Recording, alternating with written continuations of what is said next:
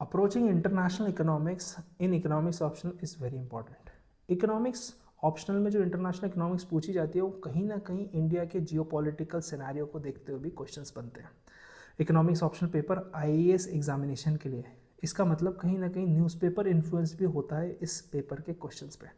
वहीं मैं बात करूँ तो ये जो इंटरनेशनल इकोनॉमिक्स एक सब्जेक्ट है वो कहीं ना कहीं बैलेंस ऑफ पेमेंट पे, टर्म्स ऑफ ट्रेड पे और इस टाइप की चीज़ों पे रोटेट होता है जहाँ पे इंडिया डायरेक्टली इन्वॉल्व है।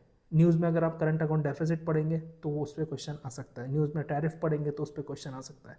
तो इस साल देखेंगे आप टैरिफ से रिलेटेड काफ़ी सारी बातें हुई हैं ट्रंप के प्रेसिडेंट बनने से। अब इस सब्जेक्ट को अप्रोच करने के दो तरीके हैं, एक है थेरेटिकल, दूसरा है ग्राफिकल। थेरेटिकल स्टार्ट होता है मर्केंटलिस्ट से। वहाँ पे आपको समझना होगा कि मर्केंटलिस्ट की क्या आइडियोलॉजी थी कि एक्सपोर्ट प्रमोट करना है, इंपोर्ट रिस्ट्रिक्ट करना है। फिर एडम स्मिथ आए, उन्होंने कहा फ्री मार्केट। फिर रिकार्डो ने कहा कि कंपेरेटिव एडवांटेज होगा तब भी ट्रेड हो सकता है। फिर हेवलर ने कहा अपॉर्चुनिटी कॉस्ट। फिर हेक्सचर ने कहा नहीं ये तो नेचुरल रिसोर्सेज पे डिपेंडेंट करता है, दैट इज फैक्टर एंडाउमेंट। तो ये एक स्टोरी लाइन हो गई जिसको आप समझ सकते हैं, इस पर मेरा एक पूरा वीडियो भी है यूट्यूब पे। वहीं बात करूँ दूसरा ग्राफिकल रिप्रेजेंटेशन, वो आपको शोकेस करना होता है कि एक्स वाई जेड केस में क्या रिएक्शन होने वाला है टैरिफ का और बाकी सारी चीज़ों का। तो दो अप्रोच से पढ़ेंगे, इस सब्जेक्ट में आपको मास्टरी हो जाएगी।